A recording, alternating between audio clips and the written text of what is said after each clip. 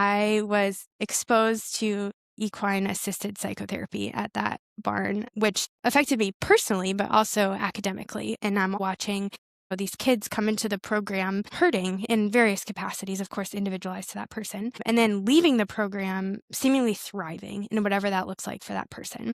And I asked my mentor at the time, I said, what's happening here, right? I was in the science, I'm a science-minded person. And she was like, oh, it's magic. You just put kids and horses together. Yeah. There has to be something happening here. Yeah. And that really was the catalyst for my academic career to really, understand what's happening between humans and animals.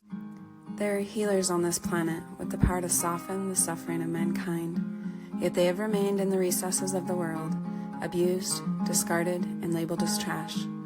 This is The Touch of a Mustang. I am your host, Shalise Clough, and I'm here to tell the story of wild horses, Mustangs, and the humans who are discovering and sharing their gifts while working to protect their well-being and preserve their spirit, so this divine power won't be lost.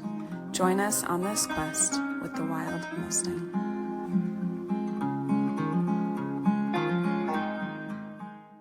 Leanne, thank you so much for being here today on the Touch of the Mustang podcast. I'm so excited to be here. Thanks for having me. To start with, can you give everybody listening an introduction about yourself, what you do? Sure. So I am an assistant professor at the Center for the Human-Animal Bond at Purdue University's College of Veterinary Medicine. And so I get to study how humans and animals interact. So most of my work is focused on either human-equine or human-canine interactions, though recently I've been able to work with some other species, which has been fun. But day to day, I study the human-animal bond. So why we are affected by animals and why and how they're affected by us. I do most of my work in the context of trauma, both in equine-assisted interventions as well as canine-assisted or service dog interventions. And most of that is in the military context, though I do work a lot with civilians as well. And then some of my current projects actually work with classrooms and schools. So that's been a fun addition. But on the human side of things, I'm a mom. I have 2 horses at home and a dog and a husband too. He's also there. Yeah, and I'm a practitioner of equine-assisted services and have been since 2013. I spent some time working with horses of all different kinds. Unfortunately, I have not had the chance to work with a Mustang for longer than a few minutes. Well, there's still time. There's always time. Yes. And there's always Mustangs. Yes, but right now I have a Morgan, and then I have a Clydesdale paint cross, but I've had the pleasure of working with many, many different horses who have all had such a profound impact on me as a human, as me as a researcher, as me as a parent, and many, many other ways. So yeah, that's a little bit about me. Beautiful. So what other species have you done besides dogs and horses? Yeah, so that you're doing now, kind of off topic, but no. People always ask me, and right now I have a project with chickens, actually. I love that. And how chickens may or may not impact empathy in kids. And then I also have a big project right now of pets in the classroom. So these pets are anything from hissing cockroaches to gerbils to hamsters to fish to snakes, kind of any pet that can live in a classroom setting. Yeah. That's been especially wonderful to just study something unique and different. And I think, animals are beings and they all offer something unique, just like a human would. So it's been a real privilege to kind of expand to that. But at heart, I'm a horse and dog person. So the cockroach is an interesting one I have not heard before. They are picking up actually in popularity across classrooms. Wow. Which is fascinating. That's fun. We do have a classroom at my kid's school that has a ton of pets, and it's one of the most popular classrooms. Uh-huh. For sure. That's awesome. Tell us a little bit about your journey getting here to where you're really delving into the science of, I think a lot of us can feel it. We're around animals. Oh, we for know sure. It helps us feel better, or it gives us different benefits in life. Mm-hmm. How did you get from the beginning to where you are now, where you're studying these things and kind of showing the scientific proof behind it? Yes. So I I guess it started, and don't worry, this will be quick. It started with my It's okay if parents it's not quick. when I I mean, we're was here to talk about it. okay. So. I don't want to be like when I was born, Yeah. I mean, a but lot of it's stories relevant. do start pretty far back, but It's relevant. My parents adopted a puppy when I was 3 months old, and she was 3 weeks old or 3 months old. So I went through a lot of my childhood with my canine sister Daisy, and she just was what a dog and little kid are like. She was my furry sibling. I do have a human sibling as well. Daisy lived till she harder was to get along with 17. sometimes. Yes, and she would agree with that too. But yes, Daisy lived till she was 17, so we really did childhood Yeah, together. your whole childhood. Wow. Yeah, and then I had the privilege of my parents being animal lovers themselves. So I also had a bunny that I got in 3rd grade. She lived for 10 years as well, and she taught me a ton about the human-animal relationship in a different way than Daisy did. But she was the coolest bunny. She was litter trained. She could play soccer. She That is would get cool. dressed up in clothes because 3rd graders do that and carry Right. around and push them around in a baby stroller. And now we have all these fun pictures. Ultimately, Daisy and Dusty kind of shaped my early childhood. And then I was a competitive figure skater, actually, which now the Olympics are going on, so people are more in That's tune to cool. that. But I got hurt. And I had always said that if I got hurt skating, there was a horse barn down the street from my house, and we had grown up going down there like in the stroller and saying hi to the horses, but never kind of any interest in like fully adopting the horse lifestyle. Yeah. It's a lot.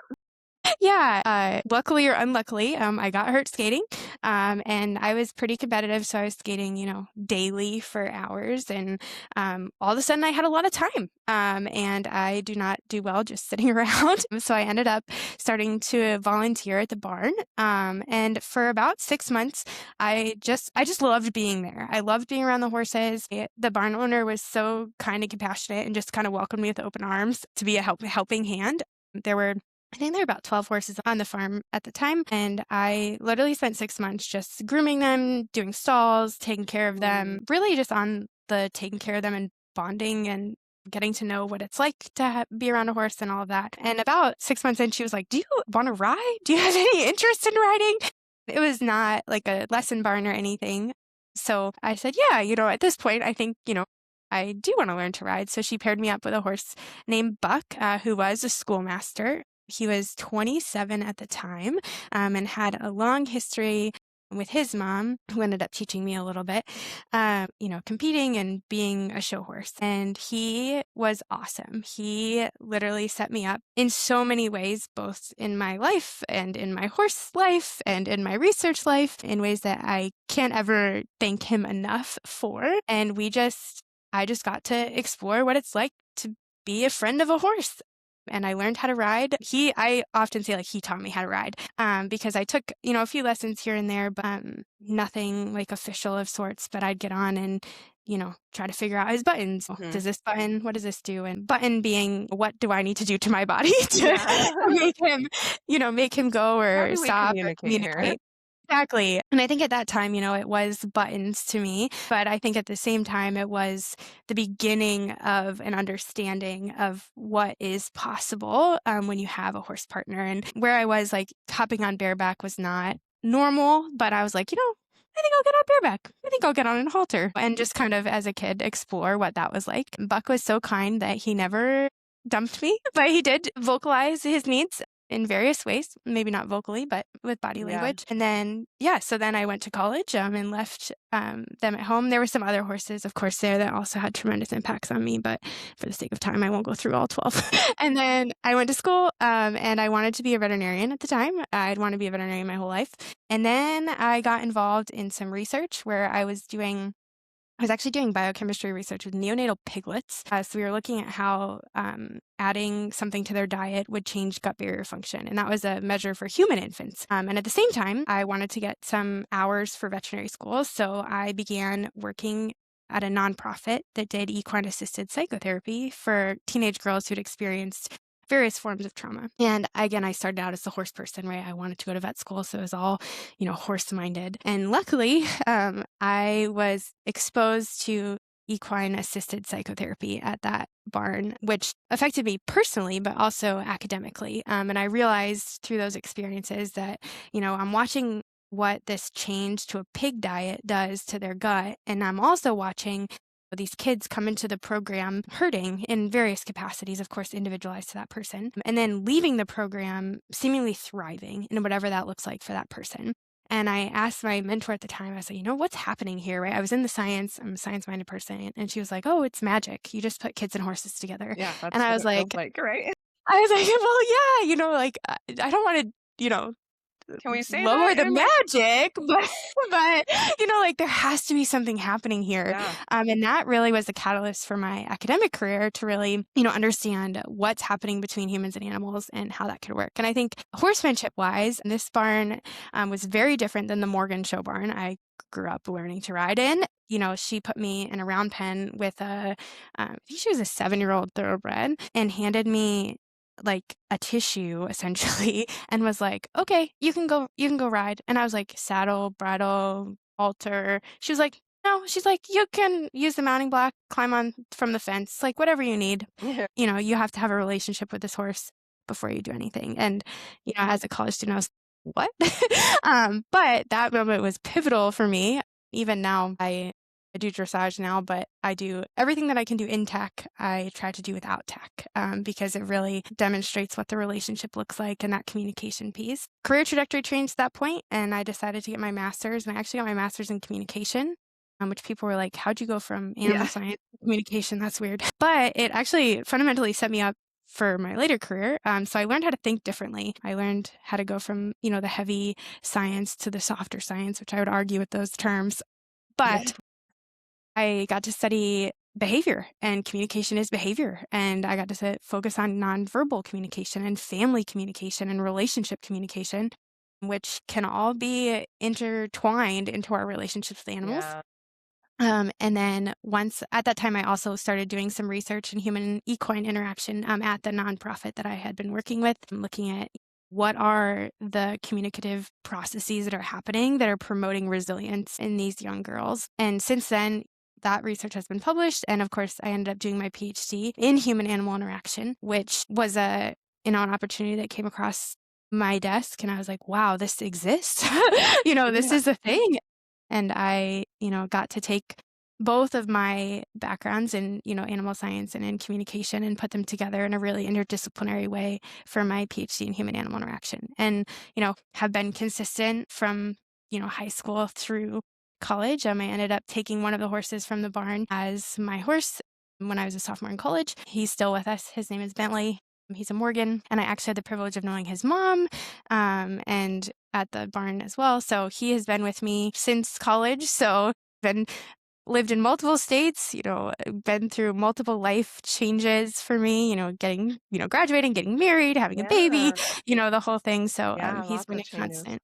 Yeah. And then I've had the privilege of having 2 other horses. One, unfortunately, we lost. Her name was Izzy, and she had a huge impact on me as well. And then my other horse right now is Fergus, and he's a Clydesdale paint. So it's been a real privilege to kind of have them in my life, and all the animals that I've been, able to learn from and interact with. Yeah. Well, let's talk about first some of the things you found in research, and then if you're open Sure. to sharing some of the ways that they've personally affected you, I'd love to hear that as well. Yeah. But so in all your research and in the things you've explored, what are some of the things that you've found? What is this magic that horses do that we all Yeah. feel, but kind of Yeah. hard to put into words at times? Yeah. No, so I mentioned the study that we did during my master's degree, and that was on the resilience processes that occurred with the youth at that program. If you're going to edit this. Yeah, of course. So in that study, we looked at, again, the program that the girls were going through that had a component of equine-assisted psychotherapy, but it also included vocational training, academic tutoring, as well as just farm chores and learning, how to function around a working horse farm. And again, as I mentioned earlier, we were looking at how, the girls came into the program with many different risk factors. They each, of course, had their own experiences, but they kind of all fit in that realm of trauma, from, sex trafficking through sexual assault through kind of the whole gamut. Yeah. And we were seeing these changes, and we ultimately did a study where my mentor spent time at the farm for a semester observing what was happening. And we looked specifically at the communication processes that were occurring between the kids, the horses, and the adults that were around. So there was always a mental health professional. It was equine-assisted psychotherapy. So that psychotherapy piece, there was a mental health professional there. And then there was an equine specialist who was responsible for the horse's safety, essentially. And then a client horse, and usually sometimes more clients, sometimes more horses, but usually individual sessions. And we found that through the communication processes that were occurring between all of these different players, there was this communication of resilience. So there's this theory by Patrice Buzzanel about communicative resilience. And it has these processes that occur through communication that promote resilience after a difficult situation. And they are crafting normalcy. So creating a space where routines potentially become normal, building new communication networks. So finding that support elsewhere and learning how to communicate and how not to communicate amongst your networks, legitimizing negative feelings while foregrounding positive action, right? So you might be feeling negatively about something, but what can we do positively from that? And I think working with horses, sometimes it's difficult, right? Just like working with people is difficult. So that came through, and then putting alternative logics to work. So if something wasn't working, what's an alternate for that? And then cultivating this identity of empowerment. So these 5 tenets of this communicative resilience theory had existed in this communication theory realm, right? But it had never been applied to horses. In this particular setting, that's what we found there. And then since then, my work currently focuses on military veterans and their families, as well as first responders. So I'm partnered with an organization out in Reno, Nevada, that provides equine-assisted learning to veterans, first responders, and their families. And that study is not published yet, so I can't speak to outcomes yet. But what we did is we looked at pre-post and follow-up surveys as well as interviews to understand, fundamentally what impact is this program having on these individuals, both in the moment and long-term retention of that. And I can say the findings are, not shocking to horse people or to people who've been telling us bitten by a what horse. we know, probably. But the methodology that we used kind of is the same methodology used to evaluate other forms of mental health intervention, which it's important for the researchers to do that because that's what stands up when we talk about insurance coverage or, providing opportunities for individuals who don't know about horses, for example, to experience them in the context of mental health. I've also done some work with the Professional Association of Therapeutic Horsemanship. So I'm on a few committees for them, and we published recently data about helmet fitting for different individuals. So the accessibility of a helmet and the access it might give people to horses. And then I've done some work also looking at inclusion and belonging in the context of the equine-assisted work as well. So what human structures are in place that may affect equine-assisted interventions for people.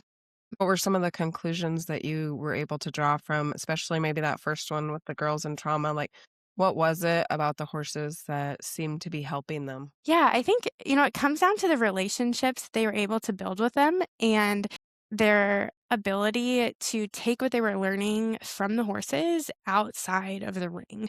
So we saw kids trying to get a horse's attention in really a way that wasn't working. And a lot of times, whether that's being too loud or too soft, a horse won't respond or they'll respond really largely. So they can take, maybe if I fly into the arena at full speed, waving everything around, my horse is going to go flying to the other end. It was a huge arena. And that's a really visual cue of maybe I need to think about how I'm approaching different situations. And they could take that, to school and say, okay, when I don't want to do my assignment, it's probably not appropriate for me to throw the paper around the room and jump up and down, right? And, you're laughing, but this was a real thing for kids. And, having them be like, wow, when I, walked slowly and was breathing and went up to, Ruffy, she stood there.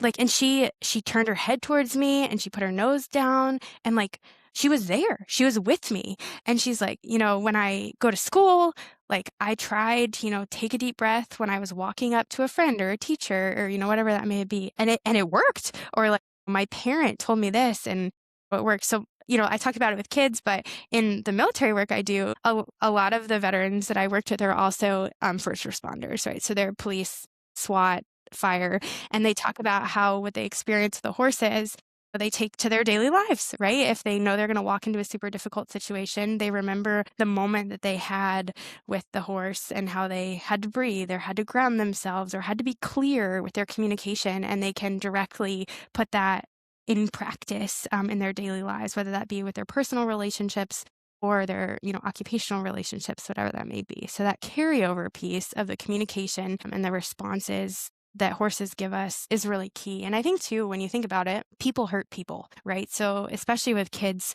who've experienced hurt, a horse is a safe place because some of them have never been around a horse. Most of them haven't been around a horse, right? So it's a new thing. And they're watching the people that they're working with also work with a horse, right? So as an equine specialist, for example, if I had a relationship with a horse and I could, go get that horse ready for the session or just say hi to that horse on my way to the barn, they saw that and the kids watched the adults interact. And, horses are very clear with their communication, of course.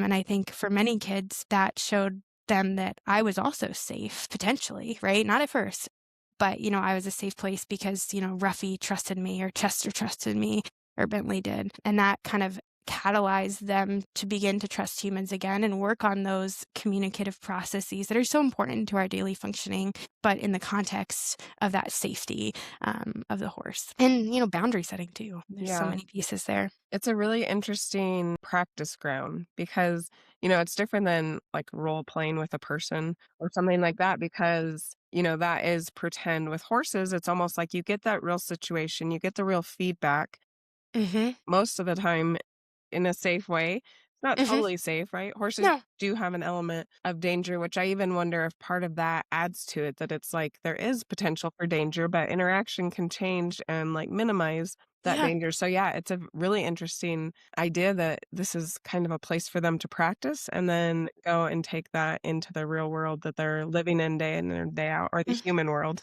Horses are a Yeah. real world, but Yeah. And I think too, like, the danger piece, sometimes kids or adults, would come into sessions, from a practitioner point or a researcher standpoint and be like, I'm afraid, right? Like, that's a yeah. big animal, right? Yeah, Draft horse or legitimate pony, fear. Yeah, like especially if you fear. haven't been around them. Yeah. Exactly. And they'd be like, they have hooves, they can kick me, they can bite me. And, as a practitioner, I would always respond to that with, so can I. And that always would like loosen it up, Yeah. but also recognize like, yes, that is true, right? There is, an element of safety here. And, for some people, especially survivors of trauma, that learning how to keep yourself safe and trusting that you can keep yourself safe within a network, within a relationship, that's key. So, you're correct. And sessions, I think a lot of times people think, oh, equine assisted interventions, like, you get to stand with a horse and love on them and pet them. And, sometimes you do. Yep. Yeah, for But sure. sometimes, you get in the field and your horse says, I'm feeling it today. And they run to the other end of the 50-acre pasture.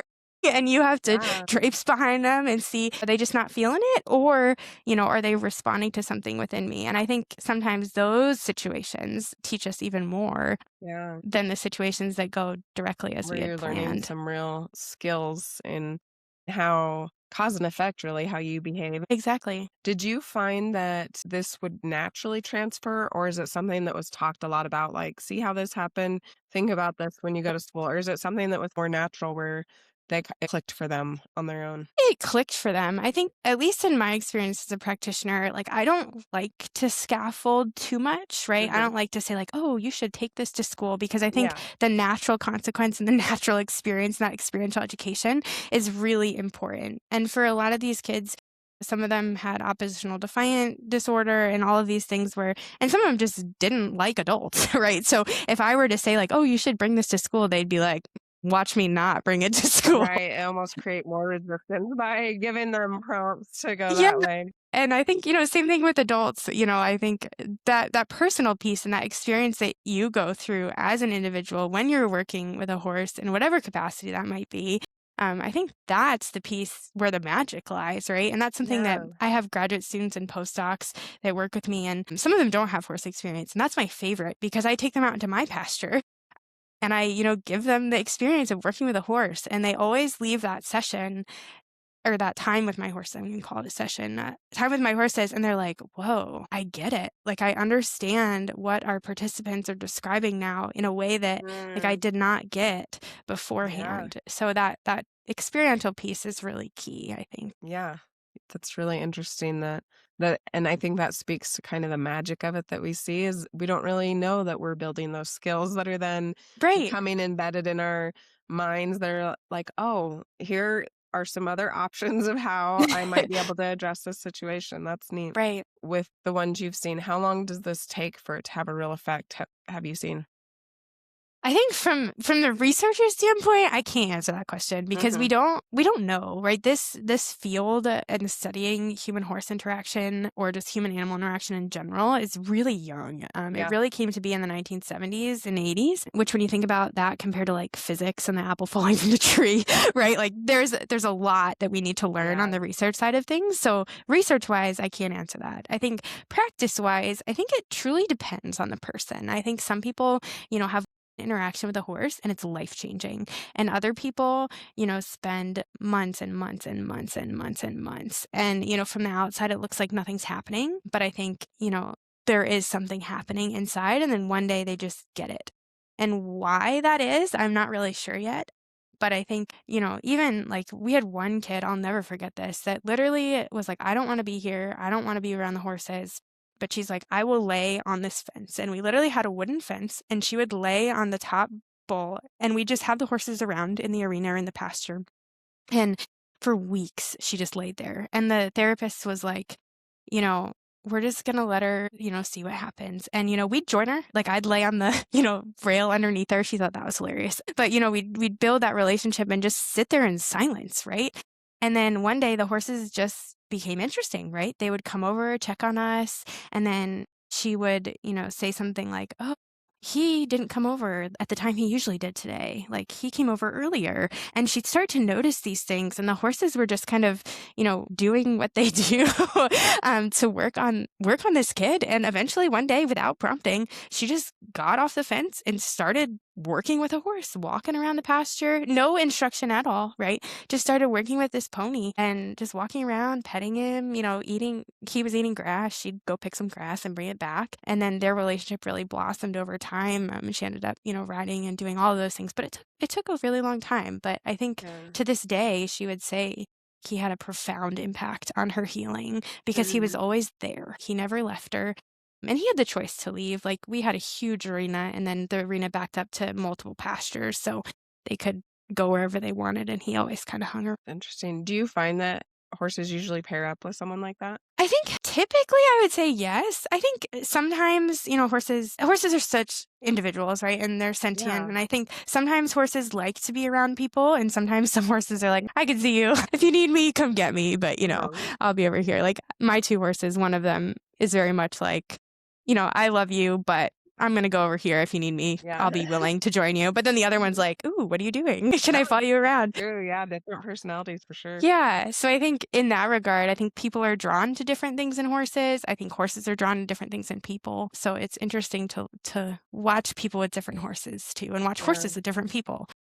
It's Yeah. all about, again, that communication and that relationship that's built, and, Yeah. why we do what we do for both sides of the equation. Yeah. I hear lots of stories about unexpected partnerships a lot of the time where someone thinks that horse would never have done something like that. But with this particular person, they Yeah. did do that. That's like the most exciting part is, taking people, whether it be in the context of an equine-assisted intervention, just in general, out into a field of horses and seeing, what unravels, because there's always some communication occurring that can be so meaningful for either the person themselves or somebody watching, right? Or, the horse themselves.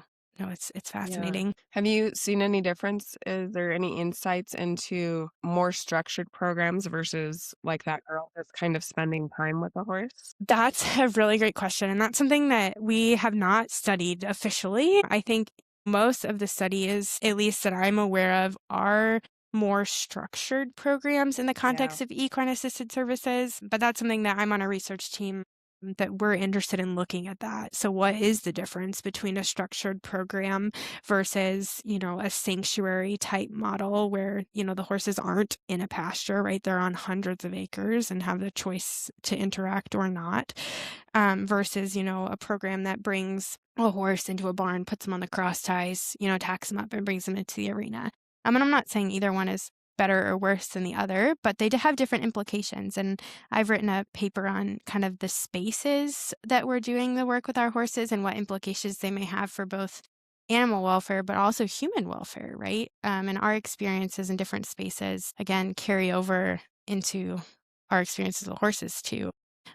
If you're not comfortable in small spaces, being, in between two horses on a cross tie, getting ready, it's probably going to be pretty uncomfortable. You'd probably be much more confident in a field at liberty with the horse. So just being aware of those spaces, I think, is important. But yeah, research-wise, we have not directly compared that yet.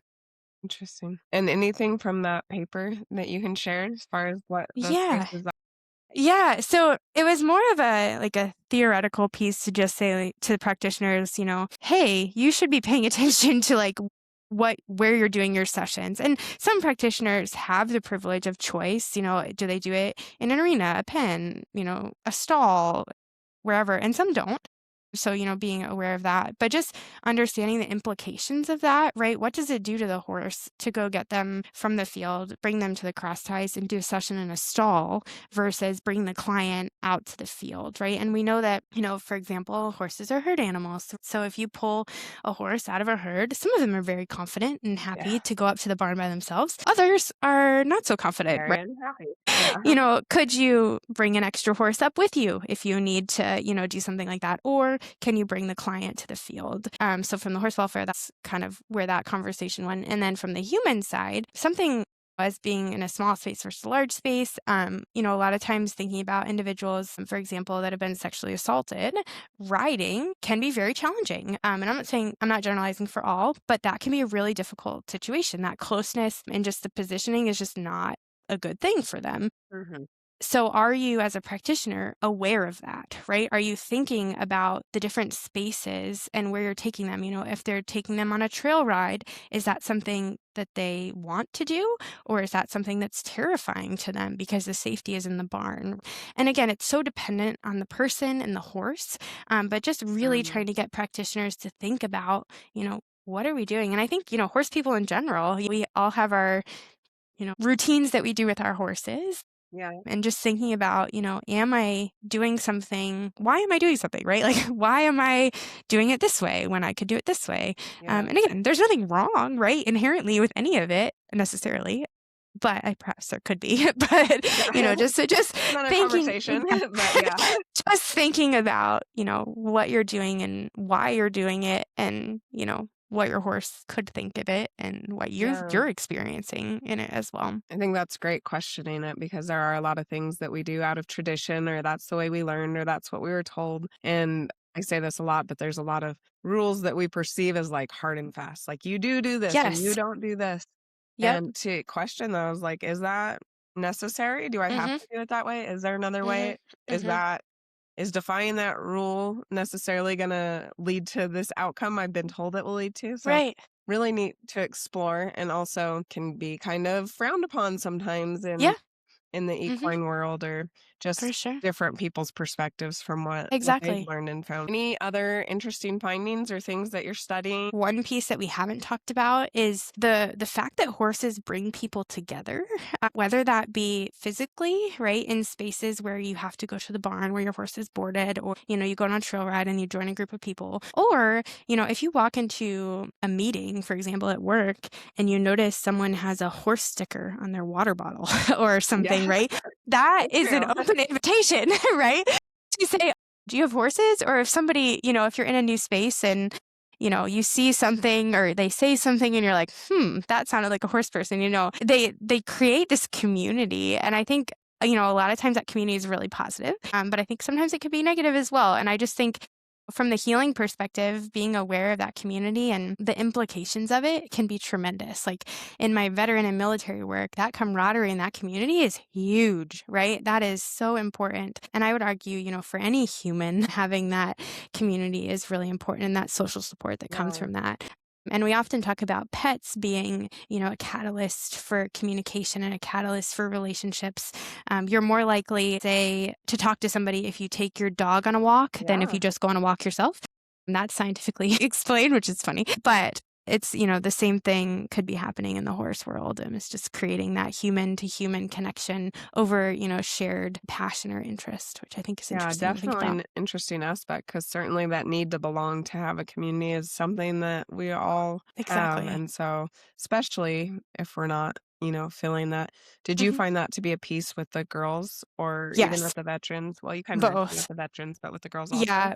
Yeah, because many of them had even some of them, for example, were gang involved. So like that is Mm, obviously a very complicated community. community. So finding alternative healthy communities was something that wasn't within reach for them. And the program really helped to create that community with peers that was healthy and supervised, but then also the community with adults and horses and, barn cats and the staff dogs, right? Yeah. This larger network of Yeah. beings that could edge that forward. Yeah. Very interesting. What are some of the things that you found with dogs? So most of my work to date has focused on service dogs for veterans with Hmm. PTSD. So we've done um, many different studies from like physiological cortisol awakening responses through like qualitative based work. So in our physiology studies, we looked at the cortisol awakening response, which essentially when you wake up in the morning, you have a peak of cortisol. And most people experience the peak about 15 minutes after they wake up, and then it kind of drops off after that. And when you are diagnosed with PTSD, that cortisol peak is blunted. So because your body is in a constant state of stress, your body just stops responding in the way that it was made to do in the context of cortisol. So we compared veterans who had a service dog versus those who were in usual care waiting for a service dog. And we found that veterans with a service dog had more typical cortisol awakening response profiles than those who didn't. So on a physiological level, the service dog seems to be impacting veteran mental health. We've Yes. also done some work with sleep patterns. We've done some work with expectations and experiences. So, what does it look like to bring a dog into the home? A service dog specifically, and what implications does that have for your family? A lot of my work there has focused on the partners, so the romantic partners of veterans with service dogs, and talking about the impacts of the dogs on them. Though the dog is trained to do tasks for the veteran themselves, obviously the dog is interacting within the family system. So, what indirect effects are the dogs having on spouses or children? And we found some interesting things there, both on the context of like affect and emotion, as well as sleep patterns and such. So it's really interesting to think about the dog side, but also how does that compare or not to the horse side and, the different pieces there. But Yeah. What are some of the differences you found or some of the things that have been interesting that yeah. you found? Yeah. So I guess the fundamental difference, of course, is, the dog lives in the home with the veteran, right? And the Yeah. horse doesn't. And I Much think much closer. right, which when you think about like attachment styles and, attachment theory, it's different because the dog is the proximity maintenance piece, which is one of the tenets of attachment theory. The dog is there all the time, right? And the horse, in the context of, equine-assisted work, maybe once or twice a week. In the context of ownership or leasing, obviously that might be way more than that. But still, most horses are not sleeping on their Yeah. Not owner's usually bed. Yeah, but I think, we haven't done a study. There's been one study done by another team comparing dog and horse, but it was a kind of a preliminary study. So we haven't really looked at the differences scientifically yet. But when you think about access, that's definitely something to consider. It's much easier to get a dog into a Yeah. situation than a horse. But people are being really creative with getting horses into situations where horses typically wouldn't be, like, the therapy horses going to nursing homes or, people bringing horses to hospitals for helping with both the patients in the hospital, but also the providers and providing that stress release, putting up panels outside in the parking lot. And of course, I would be remiss to say when we're doing these things, we need to be thinking about the horse welfare as well. Yeah. Some horses are Absolutely. perfectly fine Yeah. being in a grass piece of a parking lot, right? Other Right. horses, no, Not right? every horse is gonna be able to walk through a hospital. But yeah, so it's interesting to kind of think about that and the differences between them. But scientifically, that's something that, I really hope to look into further moving forward. especially in the context of service dog versus equine-assisted intervention. Though many of my service dog handlers have also experienced equine-assisted interventions, which that's something that I was not expecting. But in talking to them, a lot of the time I get, oh, you also look at horses? Like, I see the horse picture, like I did, this one day. And it's just really cool to see kind of how individuals in that context are kind of seeing the value of both non-human animals. In your experience, have you seen individuals where they just don't have that connection with the horse or with animals? It's just not maybe what they need? Yeah, I think so. And I think as a researcher, we always have to say it's not for everyone, right? This intervention might not be for everyone. And I think a lot of times, people are like, oh, you don't like dogs? Like, what's wrong with you, right? But like, fundamentally, like, that's fine. Some people just don't I know, like I'm curious. animals. My husband, like horses, no. Yeah. And that's okay. And I think, that's something that we need to consider. And, when I talk about, for example, for PTSD, there's a lot of traditional interventions that have evidence behind them that work. But a lot of these traditional interventions have really high dropout rates. People don't want to try them because they're really challenging. And, they just don't work super great for everyone. Like if that existed, that would be amazing. Yeah, I mean, if we could find the perfect cure, let's use it. Exactly. But it's more of a puzzle, right? So if we need to look at the different puzzle pieces that come together. So for someone, that missing piece of the puzzle might be a service dog. For others, it might be equine-assisted interventions. For others, it might be yoga. For others, it might be art therapy, right? And I think as a provider in that context, especially in the context of mental health, understanding what puzzle pieces are available and how to put them together for your particular client that's sitting in front of you at that moment in time is the critical element. So for me, I think about my work is filling in some puzzle pieces, right? That people eventually will be able to say, okay, you are presenting with this, you like animals or you don't like animals, right? So, could do this or you could not do this and, have that conversation. I wonder, and maybe you've seen this or have insights into it. Are people self-selecting for stuff they're interested in, which they then stick with, which then ends up being more effective? Yes and no. So yes, some of the individuals, for example, in my equine-assisted services studies, they sought out equine-assisted intervention because they love horses, whether they've never touched one before, but they've always found them magnificent and wanted to interact with them, or they grew up on a ranch, right? They were looking for the horse piece of things. Other people find it as a last resort. So they've literally tried everything and nothing is working. And somebody in their life, whether that be their provider, that be a friend, an ad on TV, a news story, right? They go, like, I'm going to give that a shot. It's free, right? Yeah, it's free. I'm going to try it. And that's how they find their way in. So I think even those people, at least in my experience, tend to finish out the program and not drop out. And oftentimes they're the ones that come around on the other side and are advocating hard to get those interventions into mainstream conversations, for example, like at the VA or within their, veteran specific organizations. Exactly. Are there any other differences you've seen between the people who maybe were drawn to horses and those who are kind of last resorting it? Yeah, I think, the people who were drawn to horses that have experience with horses, we all have this kind of goes to what we were talking about earlier too. We all have like what we think it should look like when you interact with a horse, like how you should catch them, how you should groom them, right? How you should tag them, right? How you should work with them. And I think a lot of times, those traditional conversations don't align with what happens in an equine facilitated interaction. And I think a lot of times people come in with these. I remember one participant was talking about how they had, like backed horses, like multiple in their life and had worked with, untouched horses of all kinds. And they came into the program and they were like, yeah, it is so different than what I've ever done. So that for them was a really challenging thing to get over because they thought they were really good at it, right? And they come in and they were like, this is different than, my experience. And we're having to challenge a lot of beliefs. Exactly. And then, people who come in who've never touched a horse before are a little bit more open-minded sometimes.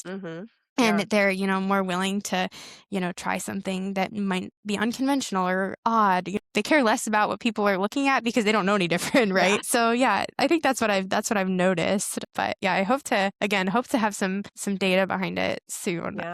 Because I think so many that's interesting important. angles to research, but It's great that it is starting to come out and to show like there is something there. It's not just a bunch of crazy people who are Yeah. saying horses are magic. Anything else on the research that's I guess I do want to. So I was looking into some of the recent work on the horse-human connection, and it's growing exponentially. But I wanted to note that in the last like 3 months, so from September, November, and December of 2025, 3 different scales to measure human equine interaction were published, which that is a lot of scales focused on the yeah. human-horse relationship in the context of attachment to come out in a Mm. very short period of time. And they all have a little bit different of an approach to measuring the horse-human relationship. Most of them are in the context of attachment theory and the insecure attachment versus avoidant attachment versus secure attachment. And they all, of course, kind of look at different populations. But I just thought that was really interesting to note that people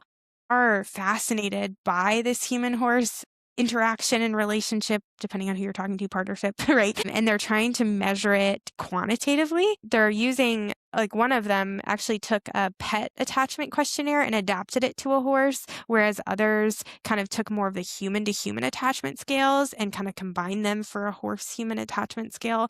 So it's really exciting to see that happening just moving forward because people are recognizing that there is an attachment potentially between humans and horses, right? Which Interesting. all of us who have horses are like, well, yeah.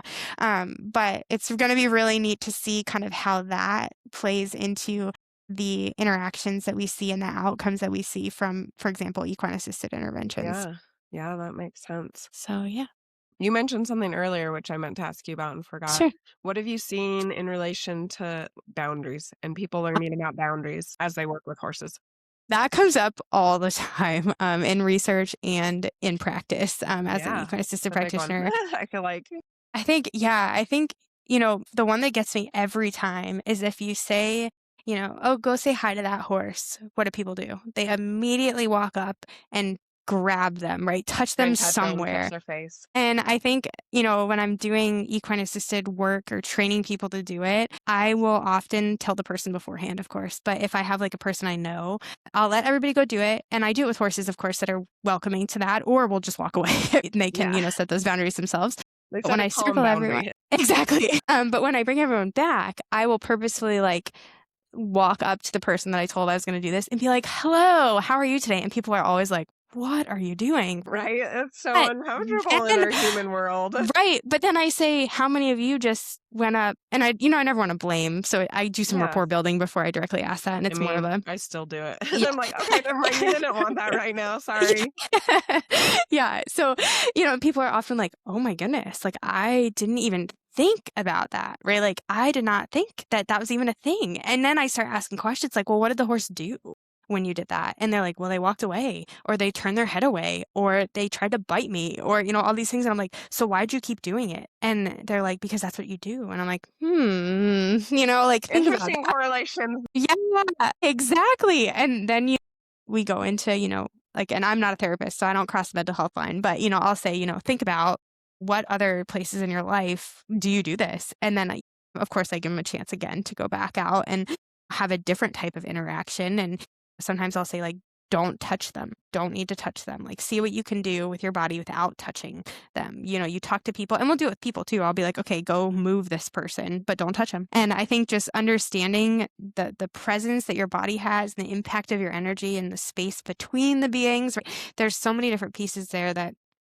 I think with a horse, they're so visual for humans, right? Like, oh, Yeah. the horse doesn't want to work with me, so they literally galloped across the field, right? Like that is a clear vision that like, something's not right. And some people are like, oh, they're just grumpy today, right? And I'm like, I think we need to do some, self-talk here. And like, are we putting the blame on the horse, or are we really looking at ourselves and thinking like, what impact did I have on that? And I'm saying, not every time the horse goes galloping across the field, it's because of an ungrounded human, right? Sometimes there's legitimate reasons, but I think as humans, we do need to be so aware of these boundaries. And boundaries that perhaps we don't think about on a daily basis. What is your boundary for people? Some people are hyper aware of what their boundary is. Some people have no idea. And some people, don't think about what other people's boundaries are either. So again, those carry over from kind of in the horse human realm to the human realm. It's really important. And of course, understanding horses, right? They all have their own boundaries too within the herd and how they move each other and coexist with each other. I think, it's just all about that communication and understanding. But yeah, the boundary piece comes up with my work with the kids, with the veterans. It comes up actually with my work in the dogs as well. And not only like physical boundary, but what do they like? What do they don't like? How can I support those likes and dislikes? Gives really clear perspective taking when you can kind of put yourself in that place. And then it's also interesting because I feel like when it's human to human, we can get so caught up in our thoughts and we can say, well, that's because they're grouchy, not because of something I did. Instead Right. of being like, well, it may be true that they're grouchy, but also you have a piece to it also. Understand that every interaction we have is a two-way interaction, that we're both Mm-hmm. playing a part in it. It's Mm-hmm. really neat. It's a Mm-hmm. neat skill to teach, especially for Yes. kids or those in situations where boundaries really are. If some good boundaries could be put in place, it could really change relationships and Mm-hmm. people's mental health because they can realize, like, oh, it's getting to Exactly. be too much. I need to set a boundary, or they're setting a boundary for me. I need to respect that type of thing. So, really powerful skills to learn for sure. So, tell us a little bit about what your experience has been with horses, the impact they've had on you. That's such a hard question, I but so know. easy. It's such a hard question, but such an easy question at the same time. I think horses have tremendously shaped my life. So for example, when I found Buck, who I mentioned earlier, like I was going through some stuff that was pretty challenging. So going to the barn, not only kind of because I got hurt skating, but for some other reasons as well, was kind of my escape of the world. But it was my escape of the world, but he was really in tune to what was happening with me, I think, from a human perspective, not from a researcher perspective. Yeah. And We're back to the human yeah, medicine. we're back to the human. And he would just call me out on things, right? Like if I came in with whatever I was carrying that day, I had to leave it at the gate before I did anything with him. And he was pretty kind about it. He would set boundaries, but he would be very strict with his boundaries, but he would also do it in a very polite way. I think so. Bentley is my Morgan that I got in college. And I don't even know how to describe him. He has had tremendous impact just on my learning to work with horses. I mean, he has put up with a lot from me, but he also gives it back, which I appreciate. So we have a very communicative relationship, you could say. He and I, he's awesome. He's done a lot of everything together. We've done some hunter jumper, we've done some eventing, we've done some dressage, we've, fox hunted. And Wow. with him in his prime, he's a little bit older now and has some arthritis, so we don't do as much as we used to. But I could I could lay him down, get on with no tack, jump a 2-6 course, lay him down, and get off. And he loved that. Like the fact that he could do what he loved to do, and Mm, I was just a passenger. That was his thing. Same like when we'd go trail riding. We would go get to a river, for example, and like little stream. I wouldn't call it river. yeah. He loved to jump. I would, as a human, you go like, oh, do we need to go down? Like, or do I need to canter to that? Or do I need to trot to that? Like, Yeah, we're we try to like overthinking it. control what's happening, right? And I learned very quickly that I just needed to literally drop my reins and say, Yeah. okay, Bentley, Like, I take know how care of to us. navigate around. I got this. Yeah, and he knew where his feet were, right? Fundamentally, it changed my perspective of control and of working Mm, together with someone. mhm. Is there, and he still does that every day. I think I had a baby 5 months ago, and Ah, he during the whole pregnancy was kind of like, something's up, and I don't really understand it. But like I'll still, be with you, but like, man, not so much. And yeah. then she came out, and obviously like I wear her a lot out there. Then like at first he was very interested in her. Like, what is that? Why is she there? And then of course like she's just an extension of me. So now he just kind of looks at her like, okay, you can do this. And she's learning to like grab things and move her Yeah. hands. So she That's loves to like fun. grab him and stuff. So he fundamentally, I think, someone else would be like, what are you doing? Like he's unpredictable when he's actually very predictable. And, I have learned how to communicate with him and trust him in that. So yeah, I think that was a really roundabout answer for him.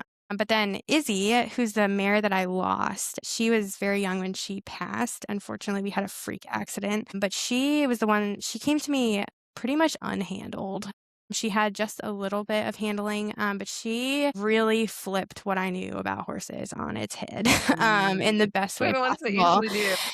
Yeah. And I could do everything with her at Liberty in the beginning, like grooming, I could doctor up her wounds, I could lead her around. As soon as a rope came out of any kind, she was like, no, I am not interested. And we don't really know about her background or where she came from or anything, but she was the most rewarding, maybe. I don't know. They're all rewarding in different ways. Yeah. She really challenged me in so Yeah. many ways because I really had to learn how to connect in a very different way. I think Bentley was more outspoken. He was kind of loud, and I could Mm. be loud back and it would be okay. Yeah. And of course we were quiet too, but sometimes Right. he would be Yeah. like, no, I'm not doing that. I'd be like, yeah, you are. And he'd be like, well, you're not asking like that. And you kind of have those. And Izzy was more like, oh, you asked like this, I'm going to answer like an explosion. And I'd be like, Mm. whoa, I literally just I just want you to do this. And I think I was grounded and I think I was, aware of my energy. And she would be like, not quite there yet, right? Like, I'm not doing Yeah. it. Very so. But yeah, so we ended up, I had her for about 2 years. And to this day, I'm devastated by her loss. Yeah, it's so hard. Yeah. But she taught me more in that 2 years than I've ever learned from a horse over time. And then Fergus, who's my paint cross, we got him actually for my husband. And he is the biggest just love bug ever. He just loves to be in your space. He's super kind and tolerant and will set boundaries, but is very soft about them and will say, I don't think you want to ask like that. I think you want to do this. And, if he gets nervous, you can just pet him and say, like, he likes to be pet. Bentley doesn't like to be pet. But Fergus, you can give him a scratch and he'd be like, you're all right, bud. And he's like, okay, I'm good. Yeah. And like move You forward. say so, I trust Yeah, you. exactly. So I think, all of the horses I worked with, they're modeling relationships and they're modeling communication and they all communicate in such different ways. And I think I've been able to, adapt all of these things to my students, to my family, to somebody at the grocery store, right? Like you can feel when someone's having a bad day in front of you in line, right? Or in back of you in line. And, being aware of my energy and how my space is impacting someone else's or how my boundaries, whether I'm setting them intentionally or not, or impacting others, I think, it has a tremendous impact on just how I move through life. And yeah, I'm so grateful for that opportunity. And, anytime I get to meet a new horse or work with a new horse, I'm so, so grateful for the opportunity because they all have something very different to bring to the table. I'm just like a human.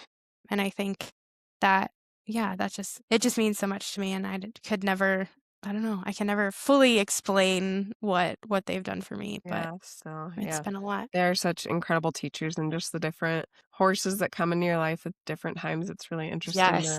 to see how that plays out for so many people because a lot of times, just like you said, you get this really difficult horse and it's like, I actually needed all the lessons that you had to teach me, even though I didn't necessarily want them. Yep. Really cool opportunities for personal growth if you take it that way, if you're willing Exactly. to be open to that experience. Yeah. And I think the willingness to be open is the key piece. And that's something that, over time, Yeah. like I just keep encountering over and over and over again. And, as someone who does like the equine-assisted work, but also has taught lessons and, worked with problem horses in the past, right? It's all about the person's willingness to really see and really feel what's in front of them and what's inside of them, right? And how those things connect. And a lot of times the issues that, not always, but a lot of times the issues that we see within human horse relationships are, it's because there's a lack of communication happening between the two. And you really have to be willing to look at that and willing to say, my horse isn't naughty. My horse isn't whatever label you want to put on your Change that horse. terminology a little bit and be like, Yeah, and kind of dig into that. And I think I love helping people find that, and I love holding people accountable to that. And I think sometimes, like when I first work with people, they're like, "Wait, what? Like, why does it matter what I did at work today before we go into the arena?" And I'm like, because I need to know, because I need to know what's going to happen. And what they're we're like, why taking does in it there. matter? Yeah, and what does it matter? And I'm like, well, you tell me what it matters. And then they're like, oh, yeah. So when you walk in the door at home, the energy you bring home affects your kids, your spouse, your animals, right? The trajectory of your night if you come in with one energy over another. And I think, it's one of my favorite things to do is to watch individuals and horses just blossom because people took a step back and said, oh, like I'm digging into this further. Like there is something happening beyond the label that I or others have given this relationship. Yeah. They really do help us hone in our self-awareness instead of moving on autopilot and making those Yes. assumptions, that they're being naughty or they just don't feel like it today or whatever. Well, why don't they feel like it? Like, why are they Yeah. resisting something they normally do? But to really, Yeah. start to question, our thoughts, what we're going in with, what we're assuming, and of course, super great lessons for life and relationships, right? Like you kind of question and wonder and be curious instead of feel like we know all the answers and this is Mm-hmm. the way it has to be. So Mm-hmm. And that's I really think too, and when you get too confident, you're like, oh, I figured this one out, or I know this situation. That's often when they're like, nope. yeah. And I think that to me, that's the exciting part is, trying something new or doing something differently, even though you've done it the same way for Yeah. however long. That is exciting, and I think it's something that's really opening up in the horse world is kind of there are lots of different paths and ways, and it's okay to be curious and not have all the answers and to try stuff. And so I love that there's more and more people talking about that, yeah, maybe you were taught one way, but maybe another way Mhm. is going to be better for you or equally good, or at least explore it and see what Mhm. happens. So Mhm. that's neat. I like that. Yeah. Beautiful. Well, tell everybody if there's things we can do to support your work, where we can find you, all that Sure. good stuff. Sure. So I lead the Human Animal Partnerships and Interactions Lab, or the Happy Lab, at Purdue. So I think I shared our website with Yeah, everyone so you can that will check be out in the link kind notes. of what That we're link will doing be in the notes. research-wise. Perfect. And then my personal website, which is just a different reflection of what I'm currently working on, is leanne-nieforth.com. But yeah, I'd love if anybody wants to talk about research or has ideas for research partnerships. I partner with nonprofits across the country to do my work. And I always love chatting with practitioners just because research isn't helpful unless it's reaching the people who are actually doing the work. And I Yeah. think that's my mindset, is to make sure that what I'm doing as a researcher is directly benefiting the people who are doing the work, or in this case, the people who are interacting with horses or helping people with horses or helping horses. Yeah, I love that. Well, and I just want to commend you for doing this work. I think it is so Thank you. needed because a lot of us, like we've talked about, we kind of know that there's something there. It can be hard to describe. And like you say, when we live in the world that we live in now, you need Hmm. that proof that Hmm. things are working and you need that explanation of why they're working so Hmm. that, like you say, insurance companies will be like, okay, maybe we will put money here because look, it works and people are getting better. Right. And it's saving lives and doing all these things. So I Exactly. really love that you're going into that world, breaking it apart so that hopefully in the future it will be something that's more mainstream. It will be something that people know about and see and that Hmm. there is support for. So thank you Well, for thank you. all your work there. And thanks for coming on and talking all Thanks. about horses and everything that you're finding out and learning and gaining support for. Thanks for having me. Yeah. And thanks for this podcast. It's been wonderful to listen to it. Your greatest asset and your greatest barrier is your mind. I offer individualized coaching opportunities for those wanting to understand how you can turn your mind from an enemy to an ally so you can achieve your goals and live the life you dream of. Visit thetouchofamustang.org for more information. Thank you for joining us and learning about horses that heal and the humans who help them. We hope you'll continue with us on this journey. We'd love for you to subscribe on your favorite platform and follow The Touch of a Mustang on any of the major social media outlets. Please share with your friends, anyone who loves horses, or anyone who might be struggling and could benefit from this message. If you have felt the healing power of horses or help them in their divinely appointed mission, please reach out. We want to hear your story. As we say goodbye, always remember that the horse is always there to help you heal.